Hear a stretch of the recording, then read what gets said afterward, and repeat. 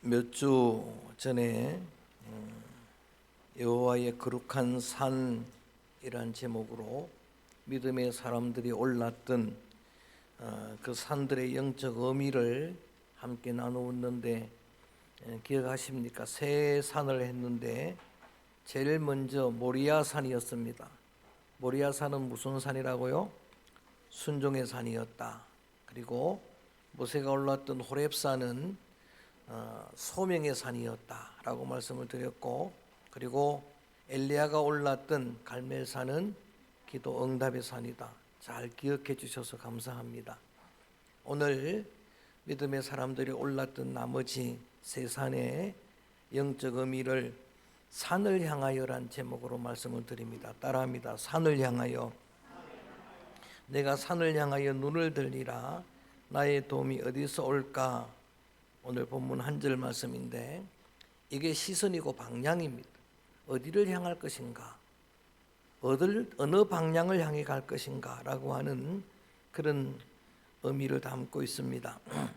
그래서 오늘 나머지 세 산, 원래는 네 산을 하고 싶었는데 시간 관계상 세 산을 하는데 첫 번째 산이 감람산입니다. 무슨 산이라고요? 감람산. 이 감람산은 올리브산입니다. 감람산의 성경의 배경은 사무엘하 15장입니다. 그리고 이 산의 안내자는 이스라엘 통일 왕국의 2대 왕이었던 성군 다윗입니다. 다윗은 어릴 때부터 중심을 보시는 하나님 앞에 그 중심이 합했던 사람입니다. 그런 다윗임에도 불구하고 그가 죄를 범합니다. 우리아의 아내 밧세바를 범하게 되고 충신 우리아를 죽이는 간음죄의 살인 죄인입니다. 이 일로 인해서 하나님은 나단 선지자를 통해서 그 다윗을 징계하십니다. 참회하지만 징계의 칼을 피할 수가 없습니다. 사무엘하 12장 10절에 보면은 칼이 내 집에서 영원히 떠나지 아니하리라. 이 징계의 재앙이 자녀들에게 임합니다. 자녀 문제가 가장 어려운 문제고 정말 마음대로 되지 않는 문제입니다. 자녀 간에 성폭행이 일어납니다. 형제 간에 죽고 죽이는 살인이 일어납니다. 형 암논을 죽였던 셋째 아들 압살롬이 이렇게 암논을 죽이는 살인 사건이 일어났는데 이로 인해서 다윗의 낯을 피해서 한동안 도망해 있다가 집으로 돌아오지만 다윗은 그 아들을 맞아주질 않습니다. 그 일로 인해 앙심을 품은 압살롬이 궁궐을 떠나서 헤브론에서 성경을 읽어보니까 자기를 위해서 전적으로 인본주의입니다. 거기에 4년 동안의 영모를 꾸밉니다. 자기를 위해 백성들의 마음을 훔쳤다 그렇게 되어 있어요. 마음을 도둑질하는, 백성들의 마음을 자신의 출중한 외모로, 인물이 너무 잘났습니다. 그 머리털이 찬란합니다. 많은 여인들의 마음이 이 압살롬을 향합니다. 백성들의 마음을 다 빼앗았습니다. 4년 동안 영모를 준비하고 4년 만에 마병병거를 거느리고 50명의 호위 군사로 무장을 하고 이제는 영모 구테타를 일으킵니다. 그래서 오늘 사무엘하 15장 말씀을 보면은 다윗이 그 압살롬의 칼을 피해서 왕복을 벗어버리고 그리고 신발도 벗어버리고 맨발로, 여러분 원수가 자식이니 아들이니까 다른 선택의 여지가 없잖아요. 도망가는 거예요. 도망가는 길에 제사장들이 나와서 법궤를 가지고 같이 가겠다고 하는 거예요. 그런데 다윗은 그걸 막았습니다. 법궤를 악용하지 않습니다. 다윗은 철저하게 하나님 중심이에요. 그리고 전적으로 하나님만 의지하기로 마음에 다짐을 하고 눈물 흘리고 맨발로 올라간 산이 열왕기하 사무엘하 15장 30절에 보면은 감람산입니다. 올리브산에 올라가는 것. 예수님 마태복음 복음서에 보면은 종종 오르셨던 산이 감람산이에요. 마지막 승천하신 산도 감람산인데 여러분 다윗의 마음에 갈등이 일어났을 거예요. 왜 하나님을 의지하는 내게 이런 일이 있을까? 그런데 감람산에 간 다윗은 그곳에서 먼저는 참회의 기도를 드리는 거예요. 자신을 먼저 돌아본 거죠. 그 다음에는 하나님을 의존하는 기도를 드리는 거예요. 전적으로 하나님 앞에 맡기면서 사무엘하 15장 31절에 보면은 구체적으로 도움을 구하는 거예요. 아히도벨의 모든 모략이 어리석도록 도와달라고. 쉽게 말하면 그가 계획하는 모든 계획이 수포로 돌아가게 해달라고 기도를 드리는 거예요. 이 지구촌에는 많은 악한 지도자들이 있습니다. 성도들은 기도를 해야 합니다. 백성들을 괴롭히고 많은 사람 역사적으로 고통을 남겨주는 그런 지도자들의 그런 악한 계획들이 수포로 돌아. 그 기도를 하나님이 들어주신 거예요. 그래서 하나님이 응답을 해주셨는데 하나님은 언제나 사람으로 응답하시는 거예요. 후세라고 하는 사람을 충신을 보내주신 거예요. 성경에 보면 후세는 유일하게 다윗이 친구라고 표현한 그러한 정말 훌륭한 묘략가입니다. 그의 지혜로, 그의 묘략으로 후세는 자신이 친히 목숨의 생명의 위협을 무릅쓰고 압살롬에게 가겠다는 거예요. 위장해서 스파이로 가서 그 모든 아히도벨에 여러분 압살롬의 책사예요. 그의 지혜를 다 무산시키겠다는 거예요. 그 계략이 맞아떨어져서 무사하게 다시 돌아올 수 있게 되는 거예요. 그리고 자기 꾀에 빠졌던 압살롬은 여러분 그렇게 백성들의 마음을 훔치기 위해 자랑했던 외모 때문에, 그리고 그 찬란한 머리털 때문에 말을 달리고 그렇게 달려가던 여러분 압살롬은 그 머리털이 수풀에 걸려 죽는 거예요. 은혜가 없어지면 장점이 그렇게 되는 거예요. 그렇게 죽고 무사하게 돌아왔는데 그 산을, 은혜의 산을 영적인 의미로 이렇게 좀 잘 안 쓰는 말인데 이렇게 표현합니다. 섭리의 산. 이 발음이 잘 안 돼요. 시작. 섭리의 산. 이게 발음이 잘 안 되네. 섭리하신다. 이게 잘 안 쓰는 말인데 하나님이 주관하신다는 거예요. 하나님이 그곳에서 역사하셨다는 거예요. 좀 쉽게 설명을 드리면 요셉이 20년 동안 억울한 여러분 인신매매 당하고 애굽에서 종살이 고생을 다 했는데 20년 만에 지나간 역사를 두려워하는 형들 앞에서 어떻게 해석을 합니까? 이렇게 말하는 거예요. 형님들 걱정하지 마십시오. 근심도 하지 마십시오. 형님들이 판 게 아니고 이때를 위해 하나님이 나를 먼저 보냈습니다. 무슨 말인지 알겠죠? 하나님이 섭리하셨습니다 라고 하는 이야기. 여러분 바울은 이렇게 이야기합니다. 하나님은 이런 분입니다. 내가 당하고 있는 모든 것을 합력하여 뭘 이룬다? 선을 이루시는 분입니다. 에스겔이 본 환상은 수레바퀴 환상이에요. 여러분 그 비전은 어떤 비전인가? 지금 우리가 볼 때는 모순돼 보이지만 역사의 수레바퀴는 하나님이 주관하신다. 할렐루야. 그거를 보여준 거예요. 섭리의 산, 지금 다윗이 올랐던 그 산을 여러분이 해석되지 않는 여러분의 삶의 자리에서 꼭 기억해야 됩니다. 그곳에서 하나님은 역사하십니다. 섭리하십니다. 그곳에서 여러분이 할 일은 다윗처럼 자신을 돌아보는 일입니다. 정직하게 참여하는 겁니다. 그리고 철저하게 하나님을 의뢰하는 거예요. 그리고 구체적으로 그 아히도벨의 모든 모사가 그 모략이 숲으로 돌아가도록 기도하는 거예요. 하나님은 응답하시고 여러분에게 최선의 길로 인도하실 줄로 믿습니다. 섭리하실 줄로 믿습니다.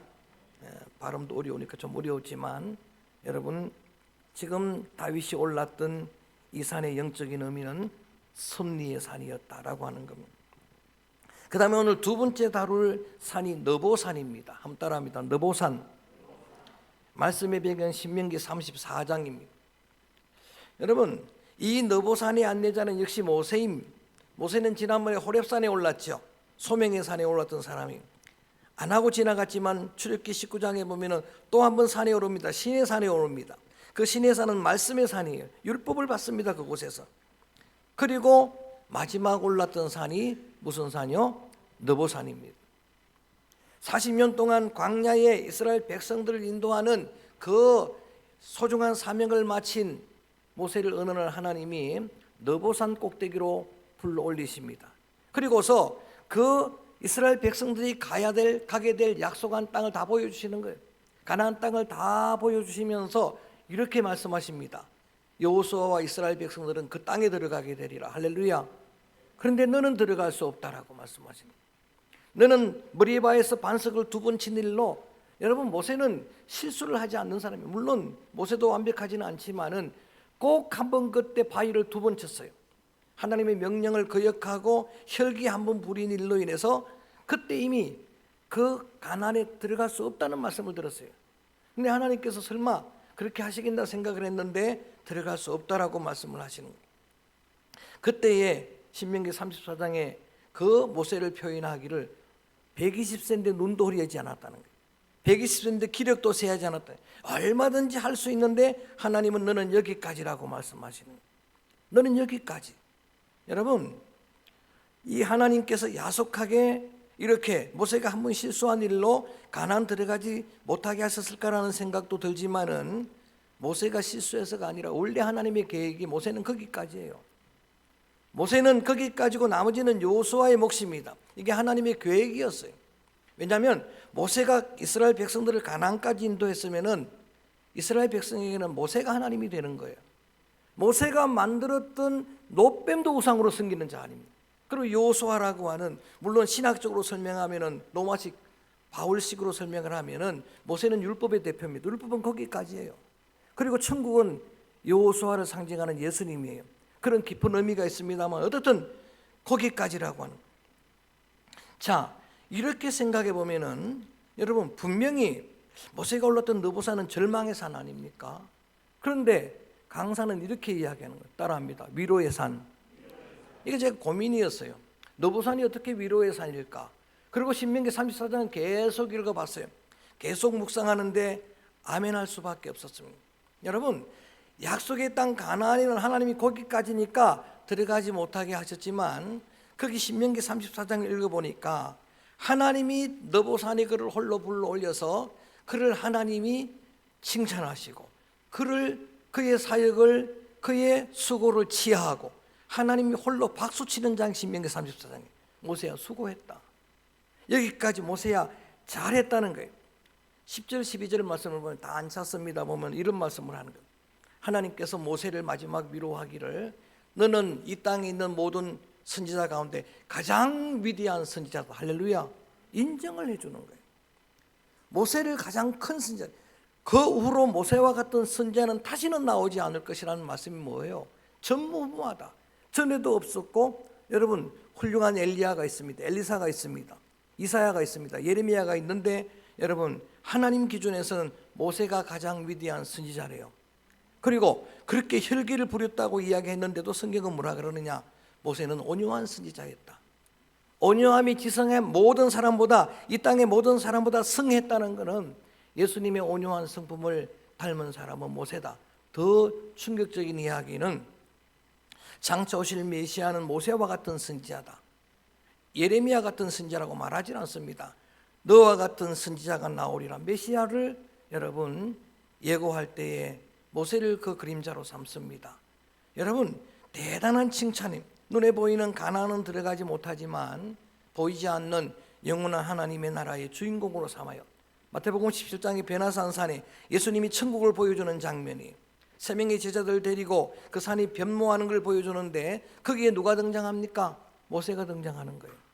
모세가 등장하는 겁니다. 그래서 오늘 이 여러분 모세가 올랐던 느보산을 우리는 영적인 의미로 따라합니다. 위로의 산. 자, 조금 어려웠지만 감람산은 무슨 산이라고요?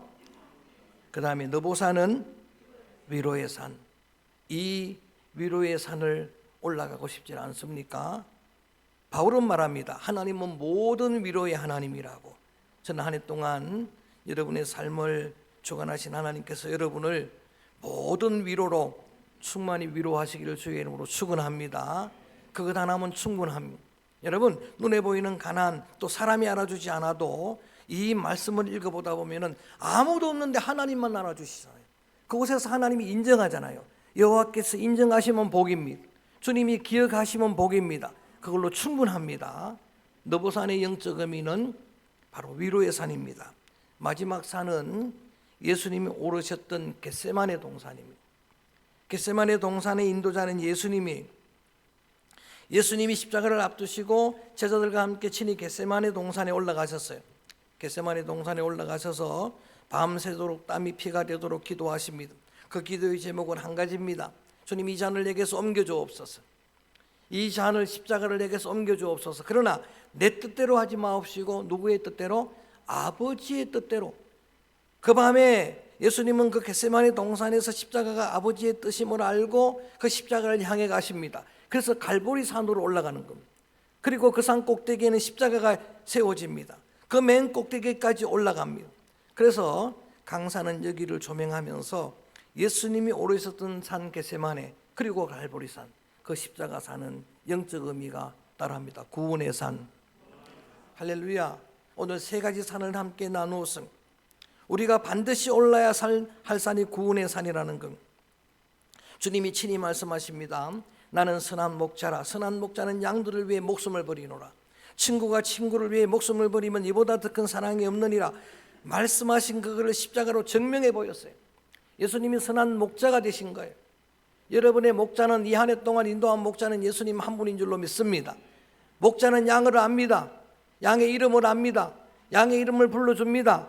양들도 놀랍게 목사의 음성을 아는 거예요. 진짜 양들은 목자의 음성을 듣는 거예요. 그 목자 되신 그리스도와 연합하고 그리스도와 동행하면은 누구든지 구원을 얻게 되는 겁니다. 주님의 십자가는 구원의 산입니다. 각기 제 길로 가는 그런 양들도 물론 있을 수가 있습니다.